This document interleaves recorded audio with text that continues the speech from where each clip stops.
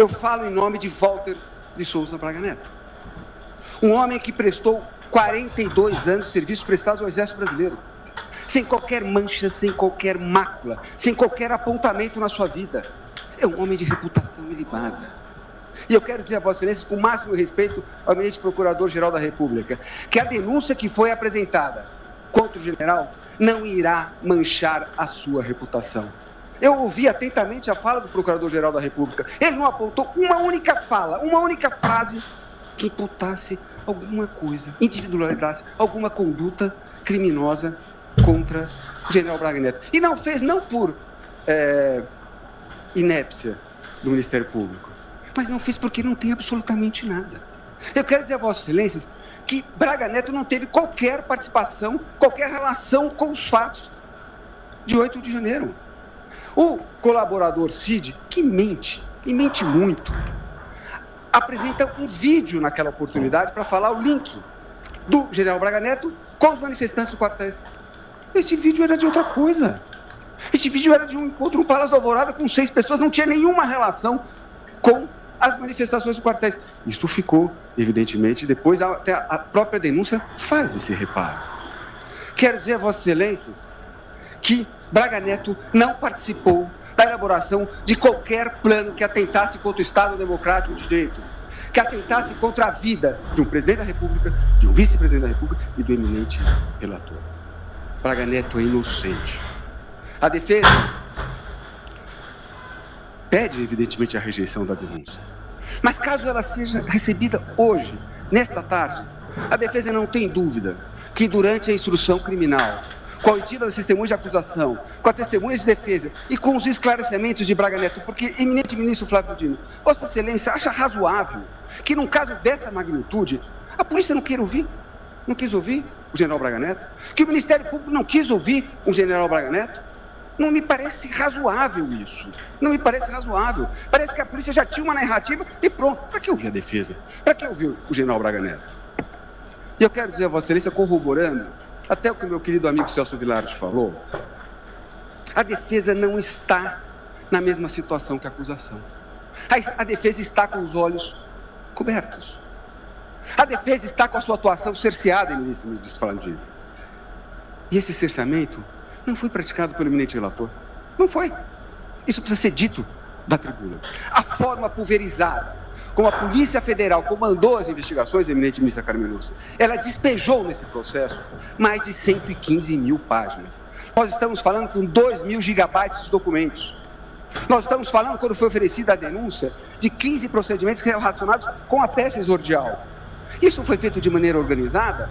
Evidentemente que não. Ela foi despejada de uma forma que a defesa não teve a menor condição de analisar o que foi produzido.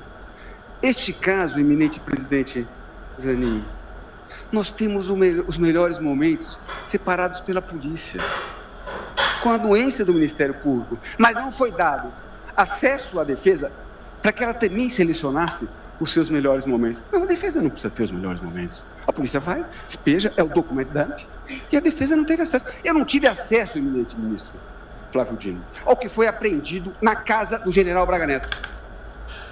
Eu não sei o conteúdo do computador do general Braga Neto. Eu não tenho o telefone, o acesso às mensagens do telefone do general Braga Neto. Como é que eu posso exercer o direito de defesa, ministra Carmen Lúcia? Como é que eu posso mostrar a Vossa Excelência que mensagem X ou Y refuta o que foi dito na denúncia? Eu não tenho como. Não me parece razoável que essa defesa tivesse acesso ao conteúdo do celular. Não tem. A Operação Tempos Evitados não tem o relatório do que foi apreendido com o meu cliente. Portanto, a defesa está, sim, sem o direito de poder selecionar os seus melhores momentos. E num caso dessa magnitude, que muitos dizem que é o julgamento mais importante do Supremo Tribunal Federal, não pode ter nenhuma mácula, não pode ter nenhuma mancha. A defesa tem que ter acesso a tudo. A Constituição diz isso. E uma última questão do cerceamento de defesa, que nós mencionamos na nossa peça, é nós pedimos acesso integral ao procedimento da colaboração premiada na Procuradoria-Geral da República. O eminente relator entendeu que não era o caso de nós termos acesso, nós divergimos desse entendimento, respeitamos, mas divergimos, entendemos que a defesa tem que ter acesso a tudo. E a colaboração premiada do coronel Mauro Cid. Ela não pode ficar em pé. Ela não pode ficar em pé. Evidentemente que é por isso que o eminente advogado que usou a tribuna aqui para fazer a sua defesa não se alongou. Essa delação não fica em pé. Essa delação, ela não diz a verdade. Ela tem que ser anulada por 4 motivos.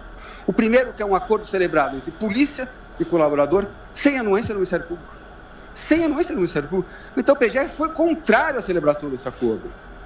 Mas o eminente relator entendeu que era caso, sim, de homologar este acordo.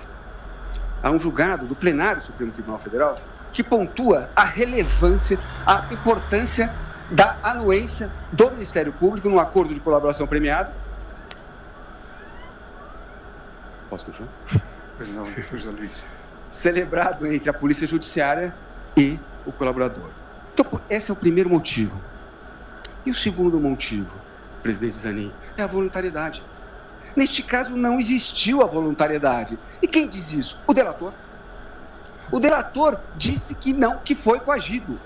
O delator disse que foi coagido pela Polícia Federal. Isso está nos autos. A revista Veja Online, ela publicou diálogos feitos com o colaborador e eu peço vênia para ler uns trechos. Eles queriam que eu falasse coisa que eu não sei, que não aconteceu. PET 11767, peça 85. Não vai adiantar, não adianta. Você pode falar o que você quiser. Eu vi isso ontem. Eles não aceitavam e discutiam. Discutiu. Que a minha versão não é verdadeira. Que não podia ter sido assim. Que eu estava mentindo. PET 11767, peça 86. Eu vou dizer, pelo que eu senti, eles já estão com a narrativa pronta deles. É só fechar. Eles querem o máximo possível de gente para confirmar a narrativa deles. É isso que eles querem. PET 11767, peça 88. Cadê a voluntariedade? Cadê a voluntariedade? Ele mentiu. Ele foi induzido pela Polícia Federal. O eminente relator designa uma audiência e designa um magistrado, um juiz instrutor para presidir essa audiência. E nesta audiência, ministro Flávio Dino, ele ratifica que foi coagido.